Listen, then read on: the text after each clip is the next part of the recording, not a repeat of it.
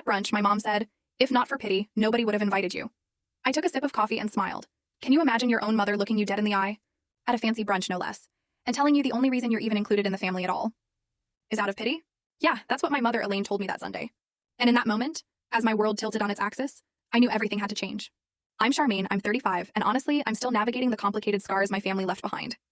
For years, I'd been a successful software developer, building a life far from their toxicity, but somehow I still kept that occasional, agonizing contact. Last Sunday, it was an invitation to an upscale brunch. To catch up.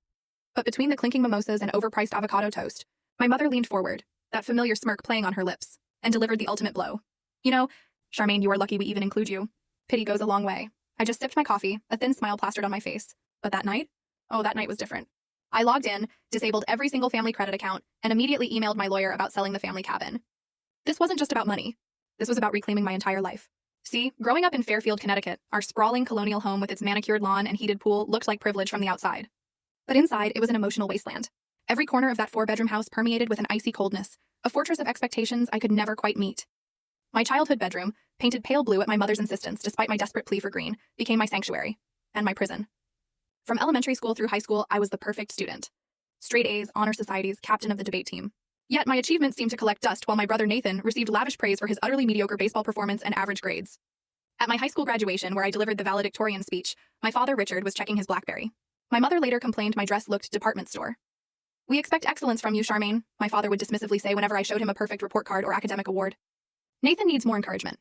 He's not naturally gifted like you." It was this constant backhanded compliment, this twisted justification for their emotional neglect, that became the soundtrack of my youth.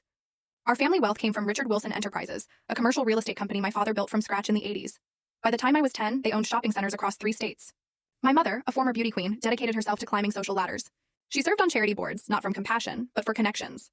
She hosted elaborate dinner parties where I was briefly showcased like an exotic pet before being sent back upstairs. It was always about appearances. The family cabin in Vermont, nestled on Lake Champlain with 6 bedrooms and a private dock, was the crown jewel of our public image, a symbol of wholesome togetherness. It appeared on our Christmas cards, a legend of full story video added in below.